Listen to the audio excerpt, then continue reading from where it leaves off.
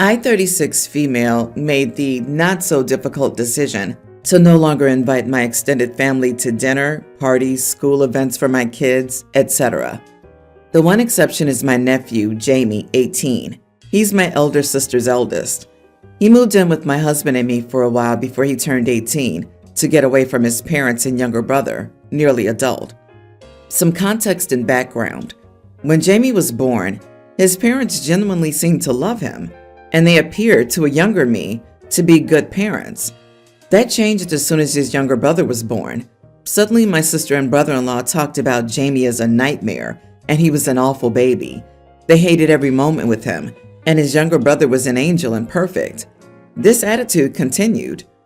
Jamie wasn't a misbehaving kid or feral like he was described, but he ran around, got dirty, and made noise and messes like most little kids. But this was treated like something awful. His younger brother was quiet, neat, etc. They would always compare Jamie to his brother, to shame him into being different. If he spilled something, they'd scold him. If he got messy, they'd reprimand him harshly for it. The rest of my extended family started acting the same. Jamie couldn't do anything right. He sneezed, it was too loud. He fell, he was being reckless or careless. And the praise for his brother was insane. He was a quieter and calmer kid, but Jamie wasn't destroying things or stealing, yelling, cursing, etc.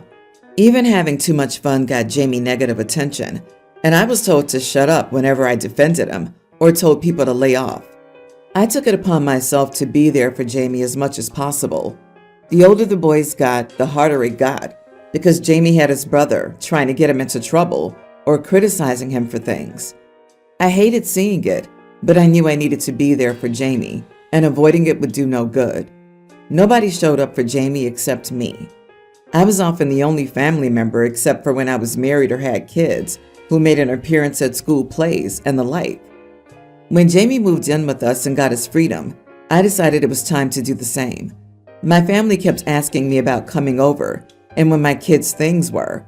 Nobody asked about Jamie, or they'd want to know about parties for the kids.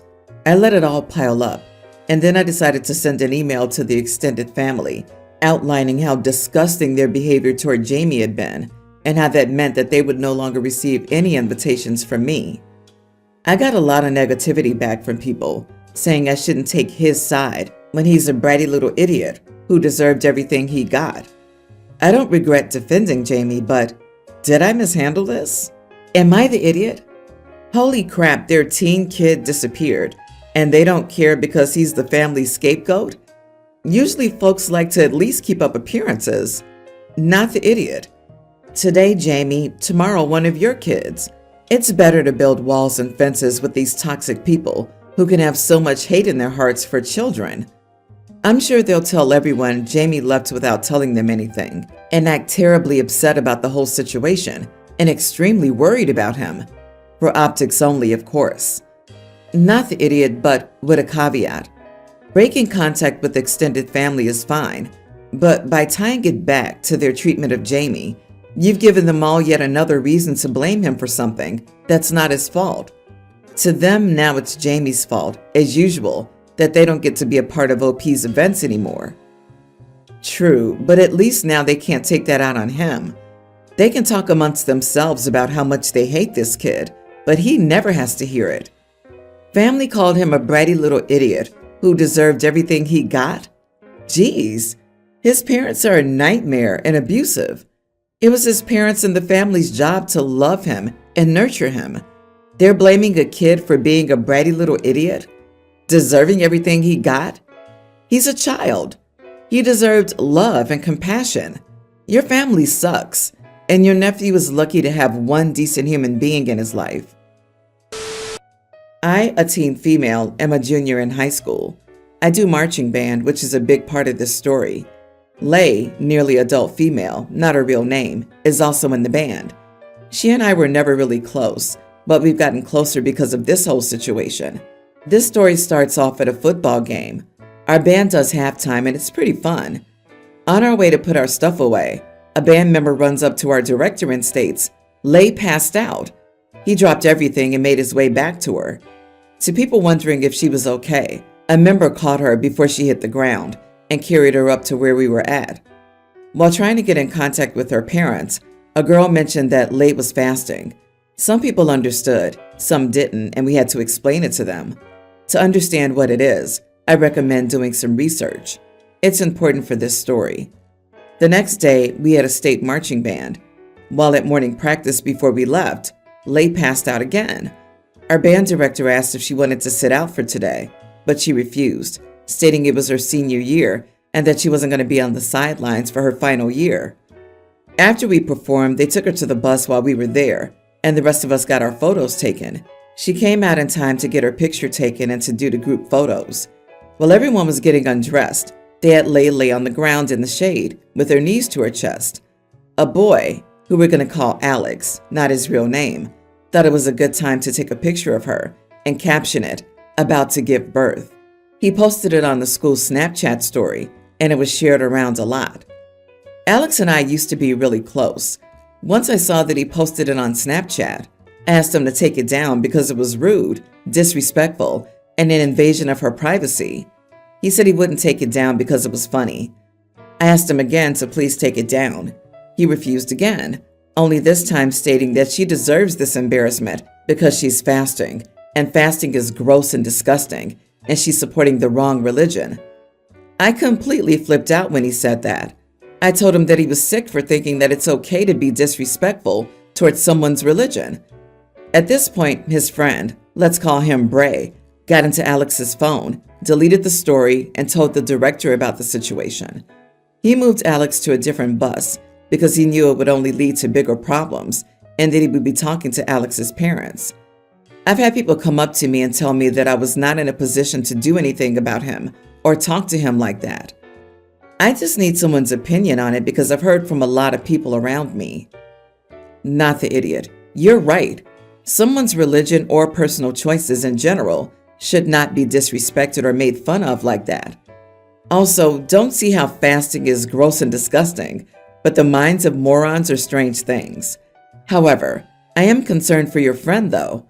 Fasting until she collapses even once is already very dangerous and unhealthy, and she's already done so several times. I mean, fasting doesn't really play a point in this. Alex shouldn't be taking pictures of her and putting up posts to try and embarrass her for any reason. OP, you defended someone from being treated horribly. That's a good thing, and you need to remember that. My friend, 25 female, asked me, 24 female, if I could watch her dog, Cody, for 2 weeks while she returned to her home state to deal with some family issues. She told me he was potty trained, good with people, and good with other animals. I have a cat, Tawny. I had been to her house a few times, and at least during the times I'd been there, he's usually a sweetheart.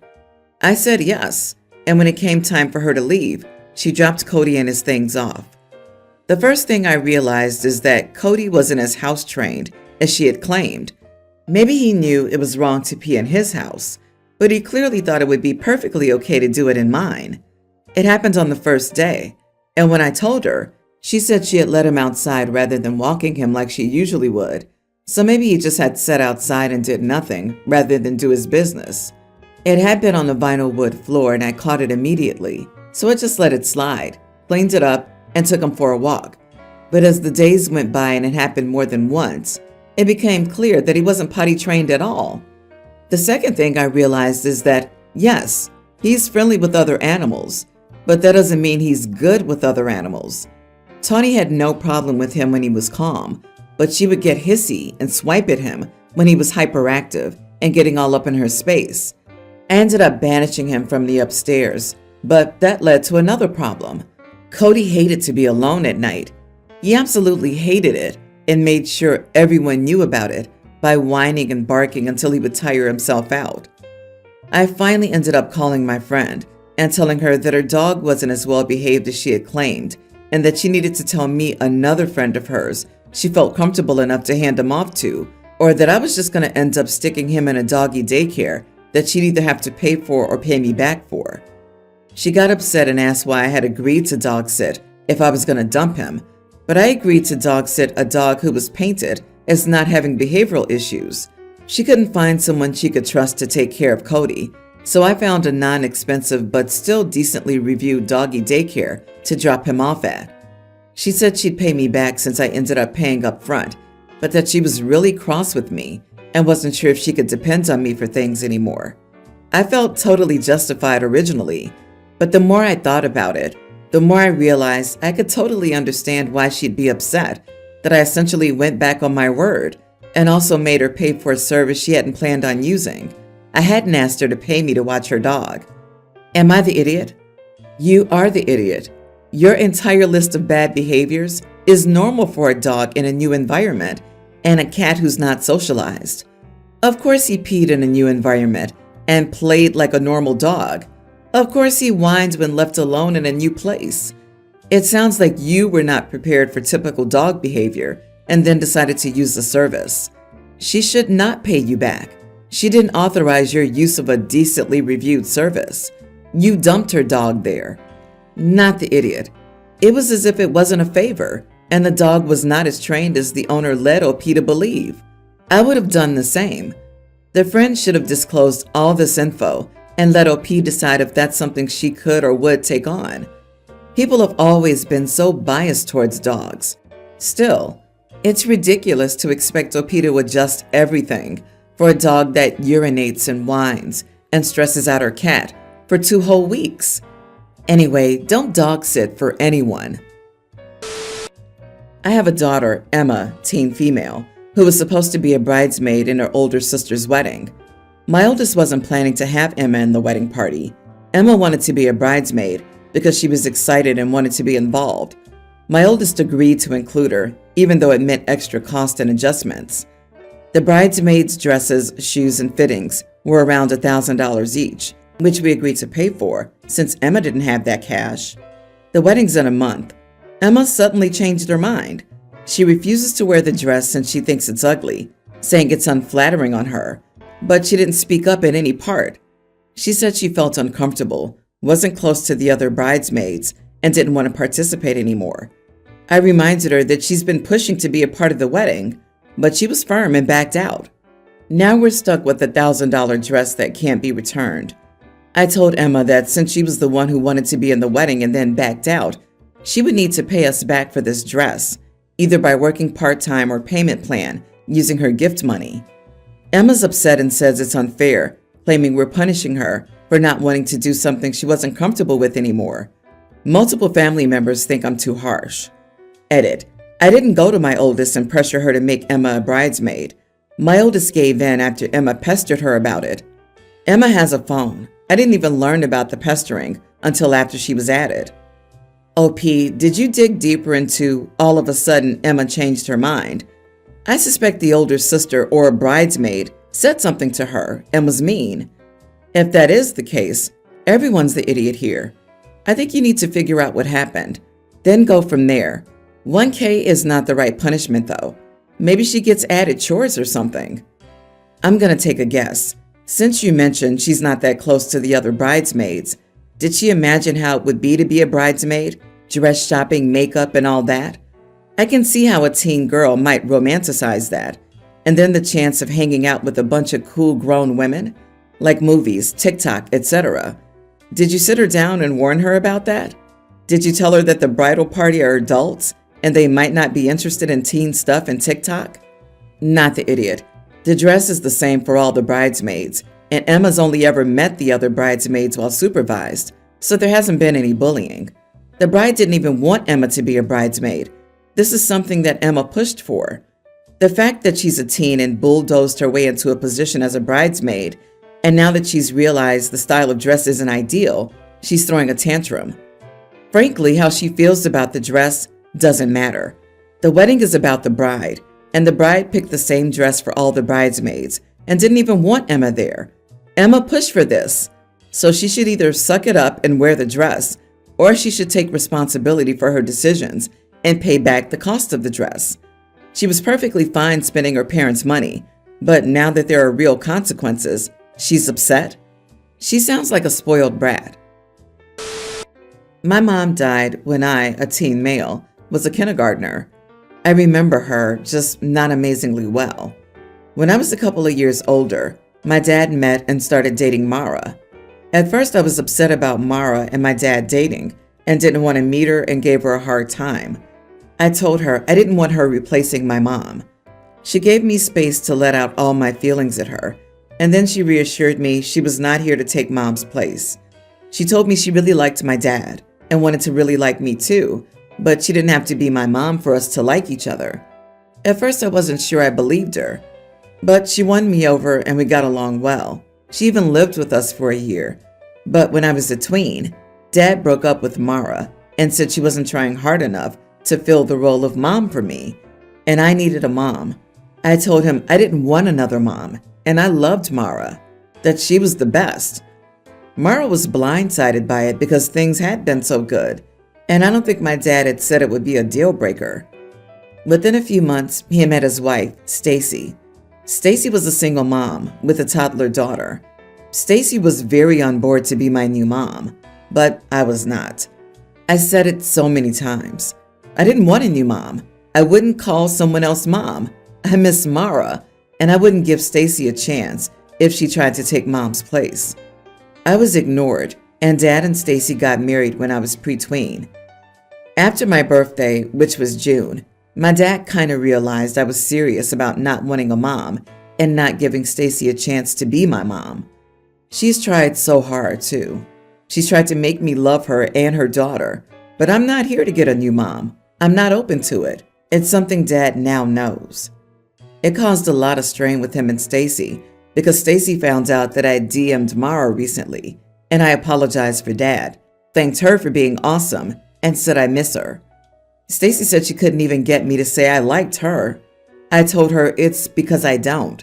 I don't like people who don't listen or think they can make me do things like let them be my new mom. Stacy said she was expecting and promised a family for her daughter, not this. Dad pulled me aside a few nights ago and told me how he now realizes I was serious about the things I said, and he realizes I loved Mara, but that he really wanted the best for me, and someone who wouldn't even try to be my mom wasn't it. He told me Stacy would be such a good second mom to me, and that I could have a sister if I gave this a chance. He said his marriage could end if we can't pull it together as a family. I told him he made a dumb decision, and I wouldn't fix it for him.